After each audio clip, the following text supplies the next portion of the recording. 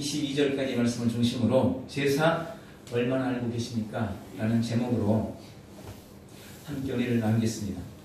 1920년 9월 1일자 동아일보의 측면에 예내무지한 기독교의 희생자, 남편이 예수교를 믿어 상식을 폐한 결과 며느리가 대신 죽어 라는 제목의 기사가 올랐습니다.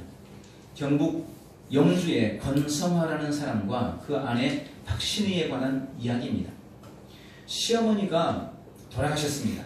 그러자 이 아내인 박신희는 평소처럼 조석으로 삼식을 차려서 죽은 어머니에게, 죽은 시어머니에게 계속해서 음식을 드리면서 봉양을 했습니다. 그러던 중에 남편 권성화 씨가 예수님을 믿게 됩니다. 그리고 집에 돌아가서 이제 우리가 예수님을 믿었으니 어머니께 제사하는 것은 그만두자. 어머니가 이미 돌아가셨는데 당신 매일 하루에 아침 조석으로 음식을 차려서 어머니 상에 올려드리는 것이 이건 아닌 것 같다 하면서 못하게 말렸습니다. 그러자 그 안에 박신의는 그래도 나라도 어머니께 대한 효를 다해야 되지 않겠느냐 하면서 하게 해달라고 말을 하는 거예요. 그래도 이 권성아는 이제 예수님을 믿었고 죽은 자에게 제사하는 것은 옳지 않다 해서 거절하게 됩니다. 그러자 그 아내 박신의가 남편의 불의를 내가 책임지는 게 맞다 이렇게 생각을 하고 어머니의 신주단지를 가져다가 뒷동산에 묻고 그만 개울에 몸을 던져서 스스로 목숨을 끊습니다. 이 일이 알려지면서 한국 사회에 기독교인들이 제사하지 않는다. 기독교인들은 부모님을 공경하지 않는 불효자들이다. 기독교는 불효의 종교다. 라고 하는 것이 사회적 이슈가 되어버렸습니다. 명절 때가 되면 제사의 문제로 갈등하는 성도들이 참 많이 있습니다. 그리고 그 제사에 대처하는 성도들의 방법도 다양하기도 합니다. 어떤 사람들은 그렇게 말합니다. 몸으로는 그냥 제사하면서 마음으로는 하나님께 기도하면 안 될까요? 사탄아 놀라가요. 이렇게 말이죠. 또 어떤 사람들은 옛날에는 신주단지라는 게 있었어요. 그 신주라는 게 뭐냐면 조상의 홀령이 거기에 깃들어 있다고 보는 거예요. 요즘에는 신주단지 모시는 것도 아닌데 그 제사하는 게 뭐가 잘못됐느냐라고 묻기도 하고 어떤 사람들은 그저 돌아가신 조상에 대한 부모와 조상에 대한 예의로 제사하는 것인데 그게 뭐가 문제입니까? 라고 묻기도 합니다. 그냥 상만 차리고 절만 안 하면 되는 것 아닙니까? 이렇게 말하는 성도들도 있습니다. 그리고 어떤 사람들은 아니 똑같이 예수 믿는다고 하는데 왜 카톨릭은 천주교는 제사도 지내고 절도 다 하는데 기독교만 교회만 유별나게 그거 못하게 하느냐 너무 기독교가 폐쇄적인 거 아니냐 하면서 반문하기도 합니다. 많은 교회에서도 그런 부분에 대해서 괜한 오해를 사거나 혹은 긁어부스럼을 만들까봐 그런 부분에 대해서 별다른 언급을 제사에 대해서 별다른 언급을 하지 않기도 하고 그저 개인의 신앙이나 또 상황에 맡겨놓는 경우도 많이 있습니다. 그러나 우리는 성도로서 이 제사, 특별히 조상 제사에 관한 성경의 가르침이 무엇인지 분명히 알고 깨달아야 합니다. 그리고 그대로 행할 줄 아는 그런 지혜가 우리에게 있어야 하는 것입니다. 또 많은 경우는 알고는 있습니다. 그 제사가 어떤 의미가 있는지 알고는 있는데 실제 우리의 삶에서는 그것이 미치지 못하는 경우도 종종 있습니다. 그럼에도 불구하고 제사에 대한 성경의 가르침을 우리가 분명히 아는 것은 매우 중요한 문제입니다. 현재 카톨릭은 조상 제사에 대해서 허용하고 있고 인정을 하고 있습니다. 그러나 카톨릭도 처음부터 그랬던 것은 아닙니다. 1784년 북경 사절단원이었던 이승훈이 북경에서 천주교 세례를 받습니다. 그리고 그가 귀국해서 그의 친구 이덕주에게 세례를 주게 되는데 이것을 조선의 카톨릭의 시작이라고 봅니다. 처음 카톨릭은 제사에 대해서 매우 비판적인 입장이었습니다. 카톨릭 신자들은 신앙을 가지게 되면 신주단지를 불태우고 제사를 거부했습니다. 1791년 충남의 양반 가문 양칠중이라는 사람이 모친상을 당하게 되는데 상례를 제대로 갖추지 않고 신주를 불태웠다는 그 일로 시작해서 한국 가톨릭은 엄청난 갈등과 핍박의 도가니에 빠지게 됩니다. 이것을 역사적으로는 신해 박해 혹은 신해 사화라고 부릅니다. 그리고 곧이어서 1801년에 신유 박해, 신유 사화가 일어나게 되는데 주진모 신부 등 300여 명의 신자가 조상 제사 문제로 순교를 당하게 됩니다. 그 후 100여 년의 시간이 흘러가면서 이 조상 제사의 문제 때문에 가톨릭 성도들 약 8천여 명, 10,000명에 가까운 8천여 명이 죽임을 당하게 됩니다. 이것이 가톨릭의 순교 역사예요. 예전에 저희가 우리 아이들 데리고 야마진에 있는 선교사 묘지에 한번 갔었습니다. 바로 그 옆에 절두산이라는 곳이 있습니다. 그곳에서 제사 문제 때문에 제사하지 않았다는 이유로 천주교 성도들이 약 8천여 명이 목이 잘려 죽었습니다. 그게 절두산입니다. 원래 가톨릭은 1517년 교황 클레멘트 2세가 죽은 조상에게 제사하는 것을 금지하고 그것을 우상 숭배로 규정을 했습니다. 그런데 문제는 가톨릭은 교황의 말을 성경의 권위보다 더 위에다 둡니다. 그래서 원래 가톨릭이 조상 제사는 우상 숭배다라고 규정했는데 교황청이 1931년부터 그 입장을 조금씩 바꾸기 시작했습니다. 1931년 일제강점기죠. 조금씩 그 입장을 바꾸는 거예요. 그리고 여기에는 아주 정치적인 입김이 강하게 작용했습니다. 우리가 잘 아는 대로 세계 2차 대전의 주원국가는 독일과 이탈리아 그리고 일본입니다. 로마 교황청을 품고 있던 이탈리아의 독재자 무솔리니는 자신은 정치를 장악하고 당시의 교황이었던 피우스 12세로 하여금 종교를 장악하고 지배하는 것으로 서로 합의를 보게 됩니다. 교황 피우스 12세는 무솔리니의 독재를 비호해주고 무솔리니는 자기가 가진 무력과 권력으로 교황청을 보호해주면서 권력을 나누어 갖게 된 것입니다. 그러다가 중국과의 전쟁을 벌이던 일본이 중일전쟁이죠. 이탈리아와 동맹을 맺게 됩니다.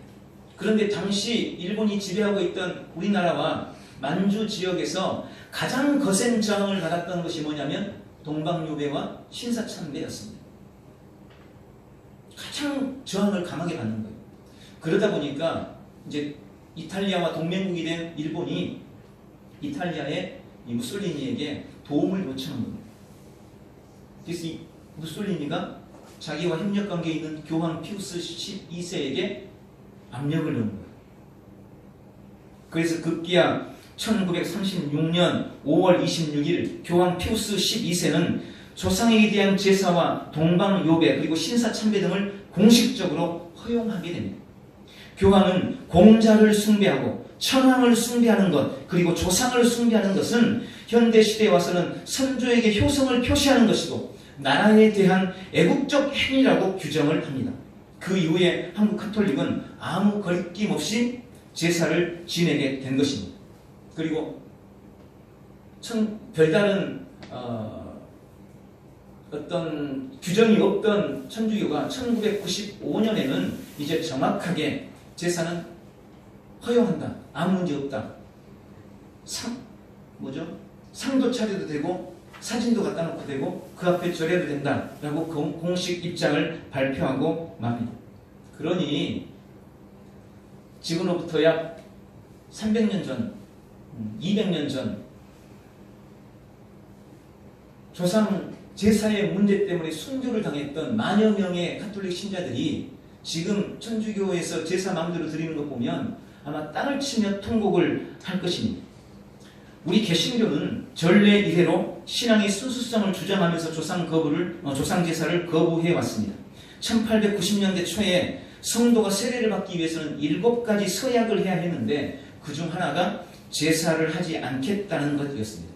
물론 장로교 총회가 신사참배 문제 등의 결의를 한 아픈 역사를 가지고 있지만 후에 그들도 다 회개를 했고 신사 참배를 반대하다가 교회가 폐쇄되기도 하고 또 많은 순교자들을 가지고 있는 그런 아픈 역사를 우리 민족이, 우리 교회가 가지고 있습니다. 이렇게 한국 교회는 차례를 지내는 조상 제사를 거부했고 대신 조상을 기억하고 회상하고 추모하는 가정 예배로 그것을 대신하고 있는 것입니다. 그러면 왜 우리는 이 제사를 거부하는 것일까요? 그리고 제사를 당연시하는 사람들은 과연 제사에 대해서 얼마나 알고 있을까요? 우리는 성도로서 성경은 제사를 어떻게 말씀하고 있는지 알고 바르게 반응해야 되는데 이제 오늘은 그것을 몇 가지로 살펴보려고 하는 것입니다. 먼저 제사는 미풍양속이 아닌 유교의 종교의식이며 우상숭배라는 것을 우리는 알아야 합니다. 조상에게 제사하는 것을 미풍양속이다, 우리나라의 고유의 전통이다 라고 생각하는 사람들이 너무나 많습니다. 그러나 조상에게 제사하는 전통은 원래 우리나라의 것이 아니고 이것은 원래 고대 중국의 왕족 제사에서 유래된 겁니다. 중국에서도 처음부터 제사가 민간에 퍼졌던 게 아니고 왕족에게만 제사를 지냈어요. 그러면서 그 왕족들을 신격화하는 데 그 제사를 활용을 했습니다. 그러다가 춘추 전국시대에 접어들면서 유교의 영향으로 모든 인간은 조상에게서부터 비롯됐다라는 조상 숭배 사상이 보편화되기 시작했고 AD 1200년경에 중국 송나라의 유명한 주자, 여러분 주자 들어보셨죠? 주자라는 사람이 제사의식을 체계화하게 되는데 그것이 바로 성리학입니다. 성리학. 우리나라는 성리학이 고려 말에 들어오게 됩니다. 주자 가래라는 것과 함께 고려 말에 들어오게 되고 조상 숭배 사상이 그때부터 생겨났습니다. 이어서 이성계가 조선을 세울 때 성리학을 조선의 통치 기반으로 삼습니다. 그러면서 조상 제사가 우리나라의 자리를 잡게 된 겁니다. 그러나 원래 우리나라는 조상 제사라는 의식 자체가 없습니다. 다만 우리나라는 고조선 때부터 제천의식, 하늘을 숭배하는 사상이 있었을 뿐이에요. 그래서 우리가 잘 알고 있는 대로 부여의 영고, 우리 학생들은 기억날 거예요. 부여의 영고, 고구려의 동맹, 동해의 무천처럼 우리 민족 전체는 하늘을 숭배하는 사상을 가지고 있었던 것입니다. 어디에도 조상 숭배 사상은 없어요. 또 삼국시대나 고려시대에는 종교가 불교였습니다. 여러분, 불교는 제사를 지내지 않습니다. 많은 사람들은 우리가 조상 대대로 불교를 믿기 때문에 제사 지낸다 라고 이야기합니다. 그런데 여러분, 불교는 제사를 지내지 않습니다. 정통 불교는 제사 지내지 않아요. 사람이 죽으면 화장해서 그냥 뿌려버려요.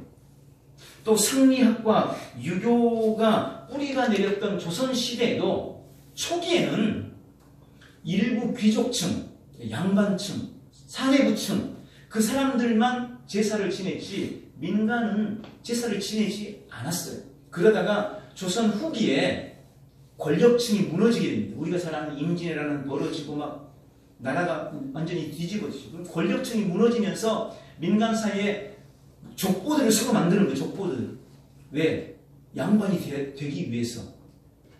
일반 상민들이 양반이 되기 위해서 족보를 막 만드는 겁니다. 그때 김이박이 우리나라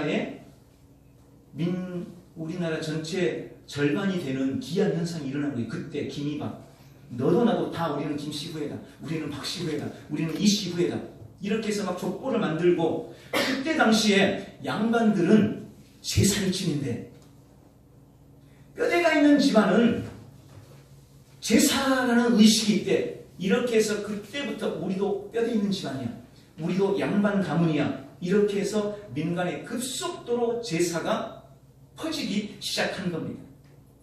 실제로는 우리나라의 전통, 오랜 전통이라고 생각하는 이 제사는 결국 조선시대 말부터 그리고 일제강점기 전 겨우 200년 전부터 민간에 퍼진 유교의 종교의식에 불과하다는 것을 우리는 알아야 합니다.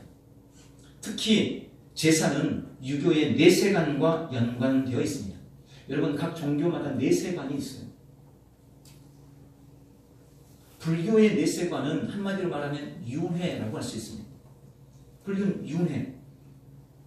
죽으면 다시 또 뭘로 태어나요. 잘 살면 좋은 거로 태어나고 못 살면 금수로 태어나고. 그러니까요, 사람이 죽으면 제사 같은 거 안 지내요. 왜? 다시 태어나는데 뭐하러 제사를 지내요? 그러니까 그냥 화장해서 뿌려버리는 거예요. 그게 불교예요. 근데 유교는 내세관이 그런 게 없어요. 유교의 내세관은 사람이 죽으면 홀령이 되는데 그 홀령이 우리 곁에 머물고 떠돈다는 겁니다. 그리고 자식들이 그걸 제사를 지내주면 그 제사를 가지고 홀령이 말 그대로 연명하는 거예요. 제사상 먹으면서. 그런데 제사를 지낼 자식이 없어요. 그러면 제사를 안 지내기 때문에 홀령이 영원히 사라져버린다고 믿는 겁니다. 그래서 유교에서는요, 자식에 대한, 그것도 아들에 대한 무서운 집착을 가지고 있어요. 제사에 대한 집착을 가지고 있어요. 왜? 내가 홀령이 됐는데 내 자식이 제사를 지내줘야 내가 그 제사밥 먹으면서 사는데, 자식이 제사를 안 지내거나 제사를 지내는 아들의 대가 끊겨버리면 내 홀령이 사라져버리는 거예요. 내가 영원히 죽어버려. 이렇게 믿습니다. 그래서 원래 우리나라는 고려 때까지만 해도, 고려시대까지만 해도 부모가 돌아가시면 그 유산을 딸들에게도 동일하게 나눠줬다고 해요. 그런데 조선시대 유교가 들어오면서 딸들한테는 출거 외인이다. 재산을 안 줘요. 왜? 제사 안 지내니까. 딸들한테는 제사밥을 넣어서 먹을 수가 없어요. 그러니까 딸한테 주는 유산은 아까운 거예요. 그래서 자기한테 제사 지낼 수 있는 아들한테만 재산을 물려주는 거고, 아들 선호 사상이 그때부터 퍼지기 시작했던 것입니다. 그러니 결국 제사는 죽음에 대한 두려움을 가진, 그리고 그 죽음에 대한 두려움을 극복하기 위한 유교적인 대처 방법이라는 거예요. 이처럼 제사는 유교의 종교 의식일 뿐이고 명백한 우상 숭배라는 것을 알아야 합니다. 여러분, 요즘에 유교를 믿어요 이런 사람이 있습니까? 밖에 나가서 물어보세요. 혹시 종교가 뭡니까? 불교는 있어요. 유교는 없습니다. 제사 지낸대요. 왜요? 불교니까요. 여러분, 이게 얼마나 기가 막힌 일이에요. 유교면 제사 지냈어요. 그건 인정하겠어요. 불교인데 왜 제사를 지내? 그건 인정 못해요. 근데 유교 있는 사람이 왜 있냐? 유교 있는 사람이.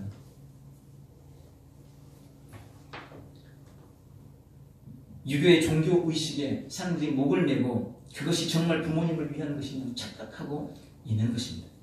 두 번째, 제사는 효도하는 것이 아니라 마귀와 교제하는 것입니다. 사람들은 제사를 왜 하느냐? 제사가 부모님께 대한 효의 개념이라고 생각합니다. 그러나 결코 그렇지 않습니다. 이건 잘못된 학습의 결과입니다. 유교에서는 효자로서 부모를 섬기는 삼도라는 게 있어요. 유교에서 효자로서 부모를 섬기는 삼도. 첫 번째, 살아계실 때 봉양하는 것. 두 번째, 돌아가시면 상복을 입고 장례를 치르는 것. 세 번째, 장례 이후에 부모님께 제사를 지내는 것. 이게 효자로서의 부모님을 섬기는 삼도예요. 그런데 보세요. 효자가 부모님을 섬기는데 두 가지는, 세 개 중에 두 가지는 죽은 다음에 섬기는 거예요. 죽은 다음에. 결국 유교의 효는 살아서보다 죽은 다음에 부모님을 봉양하는 것을 더 중요하게 여긴다는 거예요. 그래서 맹자는 뒤를 이어 아들이 없이 제사가 끊기는 것이 가장 큰 불효다 라고 이렇게 생각했어요. 그래서 아까 말씀드린 것처럼 아들 선호. 왜? 아들이 없으면 조상한테 불효하는 거니까, 대가 끊기는 거니까, 제사를 못 드리게 되는 거니까, 그걸 가장 큰 불효로 보았던 것입니다. 이런 사상들이 남녀 평등에도 영향을 주었고, 아까 말씀드린 딸에게 상속하는 문제에도 엄청난 영향을 준 거예요. 이것이 바로 유교의 효사상이라는 겁니다. 그런데 그에 비해 기독교는 진짜 효의 종교입니다. 부모 공경은 기독교의 교리인 하나님의 말씀 성경에서 가장 중요하게 여기는 것 중에 한 가지입니다. 모든 계명 중에 첫째 되는 계명이 뭡니까? 바로 부모님을 공경하는 것입니다. 에베소서 2장 6장 2절에 내 아버지와 어머니를 공경하라. 이것이 약속이 있는 첫 계명이다. 성경은 명백하게 부모 공경을 약속 있는 첫 번째 계명이라고 말씀할 정도로 부모 공경에 대해서 중요하게 됩니다. 이 말씀으로 시작해서 출애굽기 2장, 21장, 또 신명기 5장, 레위기 19장, 잠언서 23장, 골로새서 3장, 디모데전서 5장, 신명기 21장, 27장 등등 수많은 성경에서 부모를 공경하라, 부모를 순종하라, 부모의 예의를 갖추라, 대접하라, 섬기라, 부모를 따르고 공경하고 사랑하라, 좋아하라, 부모를 즐겁게 하고 부모를 기쁘게 하라고 말씀을 통해서 부모 공경에 대해서 수없이 명령하고 말씀하고 약속하고 하나님의 뜻이라고 계속해서 말씀하고 계십니다. 심지어 부모님을 욕하거나 때리는 자는 반드시 돌로 쳐서 죽이라고까지 하면서 부모 공경에 대해서 단호한 입장을 취하고 있는 거예요. 그런데 우리나라는 부모에게 대들고 욕하고 때리는 사람을 쳐서 죽이고 부모 공경하는 것이 첫 번째 계명이다라고 말씀하시는 기독교는 제사 안 지낸다는 이유로 불효자라 그러고 제사만 지내면 그 전에 부모한테 무슨 짓을 했든 그런 사람을 효자라고 부르는 기가 막힌 일이 벌어지고 있는 거예요. 그런데 그렇게 효에 대해서 강조하는 성경의 어디에도 죽은 부모에게 제사하라는 말씀이 없습니다. 성경은 명백하게 산자와 죽은 자 사이에는 교통이 없다라고 말씀합니다. 죽은 자와 산 자는 서로 교통할 수 없어요. 죽은 부모는 살아있는 자식에게 올 수 없습니다. 목사님 꿈에 봤는데요. 예, 꿈에는 볼 수 있어요. 꿈이니까. 제사 안 지내면요 우리 부모님 홀령이 찾아와서 날 괴롭혀요. 마귀가 속이는 겁니다. 여러분, 결국 제사는 효도와 아무 상관이 없습니다. 그런데 그래도 아직도 제사의 미련이 남습니다. 그러면 이렇게 한번 질문해 보겠습니다. 진짜 제사가 효도일까요? 제사 지내면 효도하는 것이고 제사 안 지내면 불효하는 걸까요? 그러면 1년에 한 번 제사하는 건 효도입니까? 진짜 제사가 효도라면 매일 제사해야죠. 사려놓은 그 상을 죽은 부모님이 와서 드신다면 여러분 1년에 한 번 상 차려서 부모님 대접합니까? 우리는 삼시세끼 매일 챙겨 먹으면서 죽은 부모님 홀령은 1년에 한 번 상 차려주면서 우리한테 복주라 그러는 거예요. 진짜 내 부모님이 온다면, 진짜 우리 조상이 와서 내가 차려놓은 음식을 먹는다면 우리가 밥 먹을 때 매일 옆에다 차려야죠. 이건 우리 아버지 거, 이건 우리 어머니 거, 이건 우리 할아버지 거, 이건 우리 할머니 거, 이건 우리 아버지의 할아버지 거, 이건 우리 그렇게 계속 밥 차려놓고 온 식구들대로 공정해야죠. 그래야 효가 아닙니까? 1년에 한 번 밥 차려먹고 드시라 그러면서 그걸 효라고 착각하고 있는 거예요. 그리고 만약 그렇다고 하더라도 그게 진짜 귀신이 우리 부모라면, 그 귀신이 진짜 우리 조상이라면 내가 제사 한 번 깜빡이고 안 지냈다고, 아니면 잘못 지냈다고 그 부모가 나를 와서 해꾸지르니까, 그 조상이 우리한테 와가지고 잘못되라고 하니까, 여러분, 부모는 자기 목숨이 끊어져도 자기 자식이 잘 되기를 바라는 거예요. 살아있는 부모도 마찬가지고, 만약 죽어서 부모가 귀신이 돼서 더 힘이 세지고 더 능력이 세진다면 그 부모가 자식을 망하게 하지 않죠. 그건 우리 조상이 아니에요. 그건 우리 부모가 아닙니다. 그건 조상도 뭣도 아니에요. 그건 마귀 귀신일 뿐입니다. 그건 악한 영이고 더러운 귀신입니다. 오늘 본문 성경도 분명하게 그렇게 말씀합니다. 대저 이방인의 제사하는 것은 귀신, 마귀에게 하는 것이요 하나님께 제사하는 것이 아니니 나는 너희가 마귀와 귀신과 교제하는 자가 되기를 원하지 아니하노라. 여러분 속지 마십시오. 제사는 진짜 조상을 섬기는 것이 아니라 마귀를 불러들이는 것이요, 마귀를 섬기는 것이요, 마귀와 교제하는 것이라고 성경은 분명하게 말씀합니다.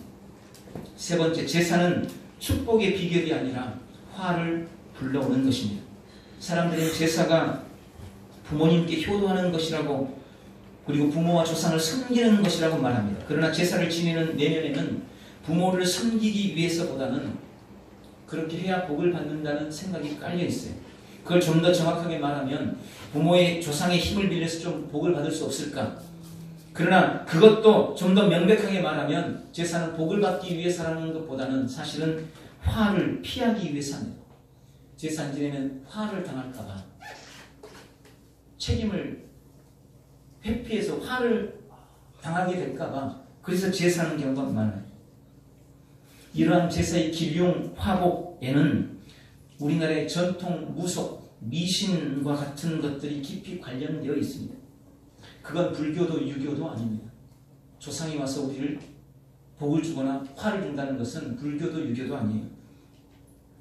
사실 신라의 법흥왕이, 우리나라의 불교가 신라 때 법흥왕이 받아들였습니다. 그런데 법흥왕이 신라 때 불교를 받아들인 이유가 있어요.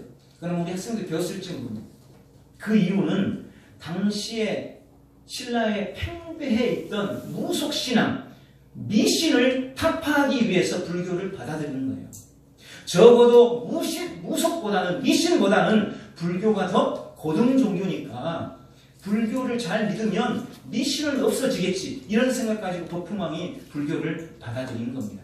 그런데 얼마 지나지 않아서 이 불교가 제 모습을 잊어버려요. 그리고 무속신앙과 뒤범벅이 되고 뒤섞이게 됩니다. 그리고 그것이 지금까지 전해져 왔습니다. 여러분 가만히 생각해 보십시오. 물론 우리 동네는 점집이 없습니다. 그런데 우리가 조금만 옛날 구도시로 가면 점집이 엄청나게 많죠. 그 점집에 한번 들어가 보세요. 점집 들어가 보세요. 아니, 점쟁이가 스님입니까? 점쟁이가 중입니까? 아니에요. 점쟁이는 점쟁이일 뿐이에요. 그런데 그들이 그 신당에 차려놓은 것 보세요. 뭐가 있습니까? 불상 갖다 놨습니다. 아니, 점쟁이가 스님도 아닌데 중도 아닌데 불상 갖다 놓고 거기다 절을 하는 거예요. 사찰에나 있는 것이 거기 있어요. 또 요즘에 절에도 가보세요.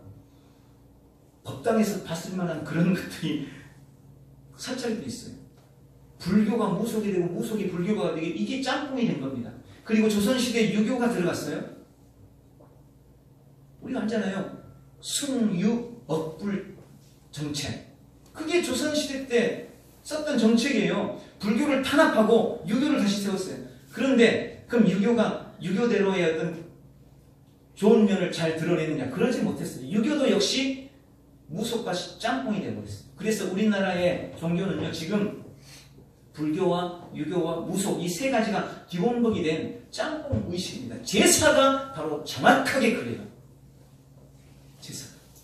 이건 유교도 아니고 불교도 아니고 그렇다고 명백한 미신도 아니고 이 세 가지가 기가 막히게 어울러가지고 제사가 된 겁니다. 어찌됐건 불교든 유교든 아니면 무속이든 제사의 가장 기본적인 이유는 복을 구하는 거예요. 그런데 생각해 보십시오. 앞에서 밝힌 것처럼 제사는 우상 숭배요. 그때 우리가 귀신한테 차려놓은 그 음식을 먹는 귀신이 진짜 부모가 아니라면 그건 결코 우리에게 복이 될 수 없는 거죠. 오히려 그것은 우리에게 엄청난 화를 가져다 주는 겁니다. 왜냐하면 제사는 결국 마귀, 귀신을 불러들이는 것이기 때문입니다. 성경의 마귀는 죽이고 도둑질하고 빼앗는 자라고 명확하게 기록하고 있습니다. Why Jesus라는 책이 있습니다. 그 책에 보면 박인옥이라는 사람이 나옵니다. 이 사람은 무당이었습니다. 그가 어머니의 장례식장에서 어머니 죽음 때문에 너무 슬픈 거예요. 그러다가 그만 귀신이 들렸어요. 너무 슬픈 나머지. 그리고 그걸 쫓아내려고 애를 썼는데 안 되죠.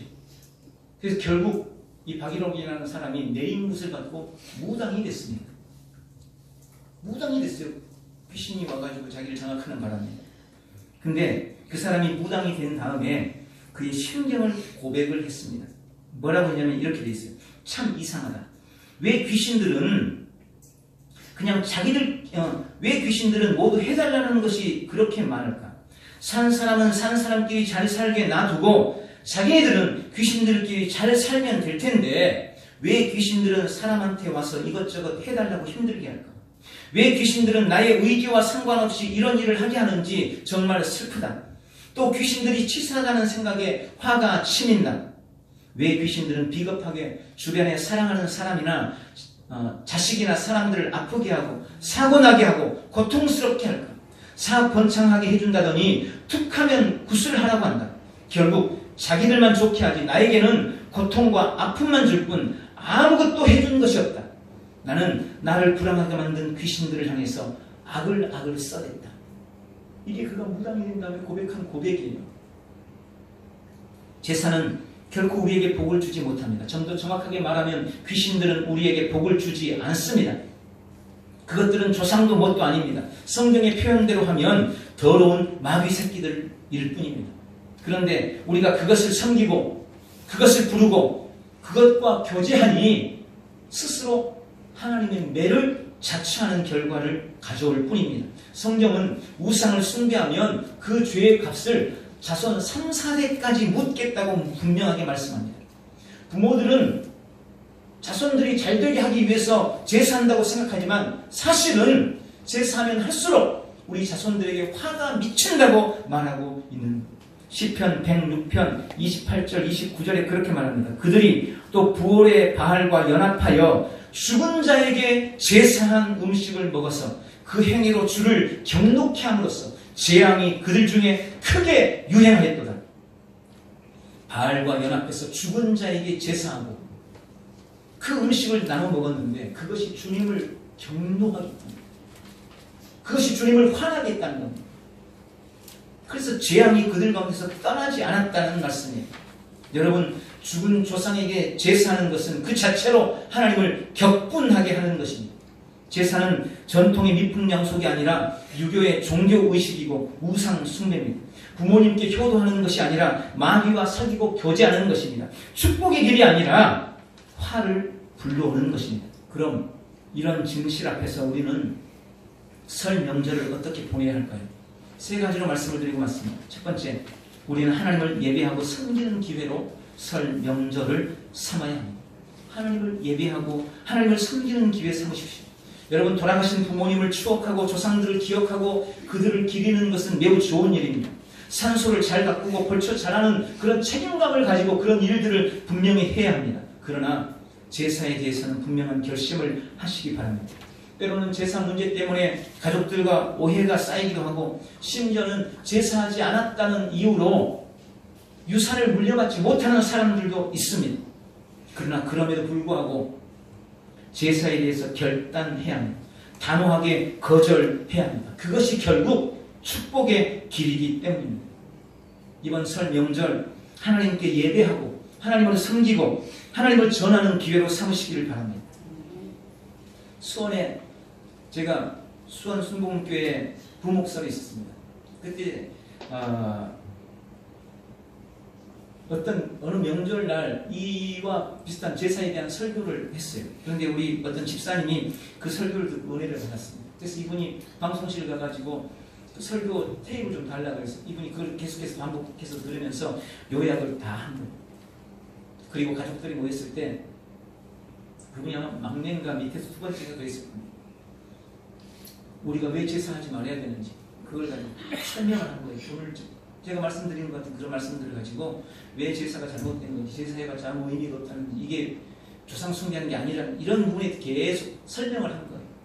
근데 다행히 형들이 그걸 들으면서 뭔가 좀 느낀 거예요. 그리고 그 집안에서 제사를 없애기로 결단했어요. 얼마 후에 그분의 어머님이 돌아가셨습니다. 당연히 제사 지냈어야 했는데 그분이 저를 초청을 했습니다.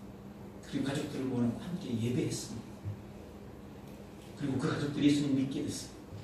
여러분, 그런 은혜가 우리 성도들의 가정에도 임하기를 바랍니다. 두 번째, 이번 명절 살아계신 부모님께 효를 다하십시오. 여러분, 누구나 사람은 복을 원합니다. 그런데 그 복의 핵심은 결국 두 가지라고 생각해 주세요. 첫 번째, 건강하게 잘 사는 것. 그죠? 건강하게 잘 사는 것. 두 번째, 하는 일마다 잘 되는 것. 그죠? 이보다 더 좋은 복이 어디 있어요? 내가 건강하게 잘 살고 하는 일마다 잘 되는 것, 이것보다 더 좋은 복이 어디 있어요? 여러분, 이 두 가지 복을 다 누릴 수 있는 기가 막힌 비결을 제가 말씀드리겠습니다. 부모님을 공경하는 것입니다. 살아계신 부모님을 공경하는 것입니다. 에베소서 6장 2절과 3절, 내 아버지와 어머니를 공경하라. 이것이 약속 있는 첫 계명이니 이로써 네가 잘 되고 땅에서 장수하리라. 여러분, 부모님을 공경하는 것, 이것이 잘 되고 땅에서 장수하는 비결이라고 성경이 말씀합니다. 이 단순한 주님의 약속, 이 단순한 주님의 명령, 이것을 지켜 행하시기 바랍니다. 여러분, 성경에 보면 자녀를 잘 키우면 네가 잘 될 것이다 라는 약속은 없어요. 자녀를 잘 키워라, 그럼 네가 잘 될 거다, 이런 약속은 없어요. 그런데 부모를 잘 섬기면 네가 잘 될 거다, 이런 약속은 수없이 많아요. 여러분, 우리가 자녀에게 투자한 것은 우리에게 돌아오지 않을 수 있습니다. 이거 잘 기억하셔야 돼요. 우리가 자녀에게 많이 투자해도 그걸 우리가 다 받지 못할 수 있어요. 그런데 부모에게 투자하면, 부모를 공경하면 그건 다 우리가 받습니다. 이게 주님의 약속이에요. 그런데 우리도, 성도들도 거꾸로 살아요. 자녀들 위해서는요, 아낌없이 투자합니다. 정말 제가 봐도 그래요. 우리 집도 그런 것 같아요. 진짜 힘들어도 자식에게만큼은 아낌없이 투자해요. 특히 교육하는 부분에 있어서는 정말 힘이 겹도록 투자합니다. 부모가 막 투잡을 뛰어가면서 일을 막 2가지, 3가지씩 해가면서 자식 학원에 보내요. 그렇게 투자합니다. 그거 성경적이지 않은 것 같아요. 그러지 마세요. 내가 할 수 있는 한도에 사십시오. 그게 결코 자녀에게 유익하지 않습니다. 그러나 부모님에 대해서는 힘에 겹도록 공경해야 합니다. 이게 성경의 가르침입니다. 근데 우리는 반대로 해요. 부모님한테 드리는 건 뭔가 좀 아까운 것 같아요. 이건 미래가 없는 것처럼 보여요. 부모님 금방 돌아가실 텐데. 부모님 모시는 것? 요즘에는 그게 매력이 너무 없는 일이 돼버렸어요. 그래서 누구한테 시집을 가도 부모님 안 모신다 그래야 시집 잘 갔다고 그래요. 명절날도 부모님이 야, 일찍 오지 마, 천천히 와, 이러면 좋아하고, 야, 빨리 가, 빨리 가, 이러면 좋은 부모님이라고 그래요. 여러분, 우리 부모님 모시고 계십니까? 섬기고 계십니까? 근데 보세요, 부모님이 건강하고 그럴 때야 모시고 섬긴다고 말하죠. 그때는 부모님이 도움돼요. 우리 자식 키우는데 부모님이, 할머니가 봐주고 뭐 이런 건 다 좋으니까 그래요. 근데 부모님 병들면 어떻게 합니까? 요양원 보내버려요. 걷기 힘들어지고 거동하기 어려워지면 요즘 요양원이 얼마나 좋은데 하면서 물론 그게 잘못됐다고 지금 말씀드리는 것이 아닙니다. 요양원 괜찮아요. 저는 그거 나쁘게 보지 않습니다. 그런데 우리의 마음이 문제라는 거예요. 우리의 마음이. 우리가 1년에 몇 번이나 부모님한테 따뜻한 밥 대접할 수 있습니까? 몇 번이나 하십니까? 같이 안 살면 손가락으로 헤아릴 정도예요. 몇 번 안 돼요. 일주일에 한 번씩 가서 식사 대접하십니까? 아니, 대부분 못할걸요. 한 달에 한 번은 하십니까? 그것도 아마 잘 안 될 겁니다. 그래봤자 명절날, 추석, 아니면 구정, 이럴 때, 아니면 특별한 날, 생신이거나 이럴 때나 가서 식사 대접하는 거예요. 근데 명절날마저도 같이 오래 있기 싫어하고 힘들어하고, 여러분, 그래서는 안 됩니다. 살아계신 부모님께 효를 다하는 것, 최선을 다해서 부모님을 공경하고 섬기는 것, 이게 성경이 우리에게 주시는 최고의 복에 대한 약속이에요. 내 부모를 공경하라.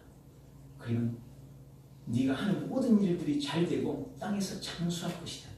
주님이 그렇게 명백하게 말씀하십니다.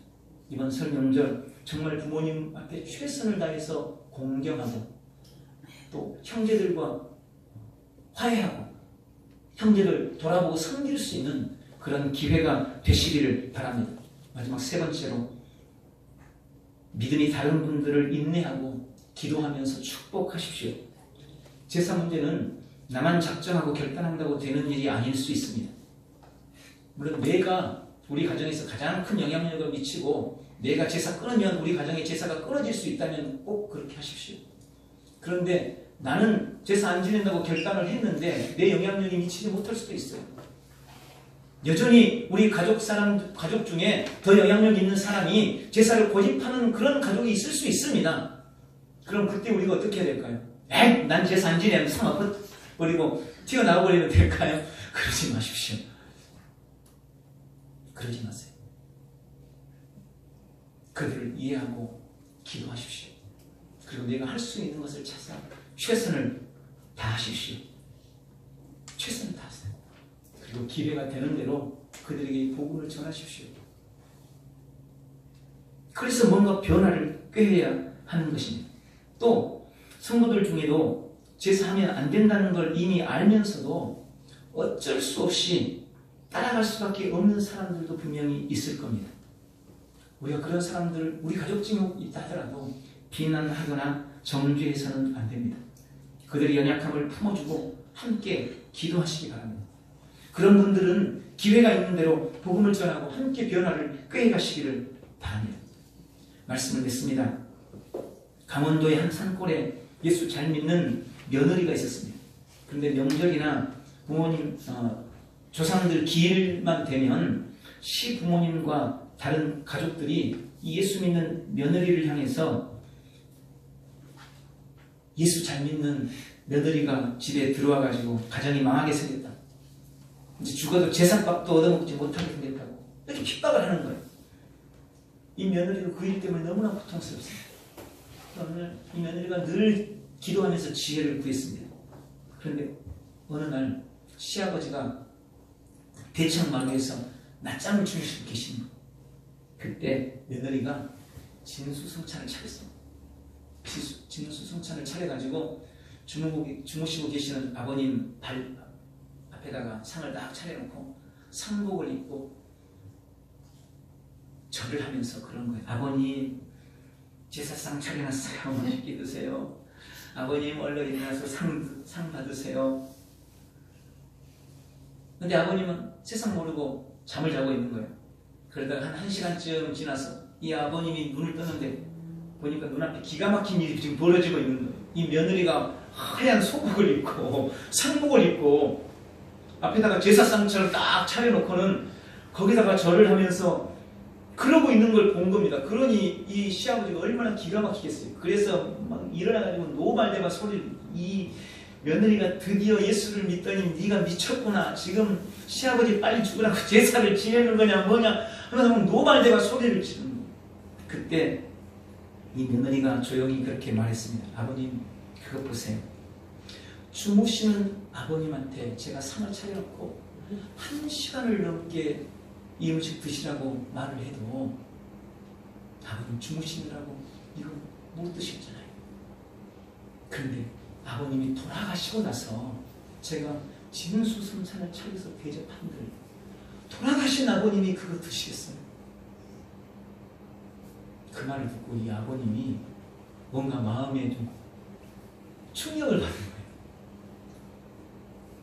잠만 자도 내가 이걸 차려놓은 것이 먹을 수 없는데 내가 진짜 죽으면 그걸 받을 수 있을까? 그리고 얼마 안 돼서 이 시아버지가 슬그머니 며느리를 따라서 교회를 나갔다고 합니다. 여전히 제사 문제로 인해 힘들어하는 분들이 있을 겁니다. 주님의 지혜를 구하시기 바랍니다. 이번 명절 주님을 전하는 기회로 삼으시기 바랍니다. 살아계신 부모님과 가족들에게 사랑을 전하고 최선을 다하시기 바랍니다. 정말 부모님께 살아계신 부모님께 정성을 쏟아서 정말 최선을 다해서 한번 공경해 보십시오. 주님이 기뻐하는 복된 설날을 보내시기를 예수님의 이름으로 축원합니다. 기도하겠습니다. 좋으신 주님, 고유 명절 설날을 목전에 두고 오늘 제사에 대한 말씀을 함께 은혜를 나눴습니다. 오늘 말씀이 우리 가슴 속에 찌르는 칼이 되어서 주여 제사의 정체를 분명히 깨닫고 하나님 참으로 주님을 공경하고 주 앞에 영명절 보내는 귀한 성도들 다 되도록 축복하여 주시옵소서. 예수님의 이름으로 기도하옵나이다. 아멘.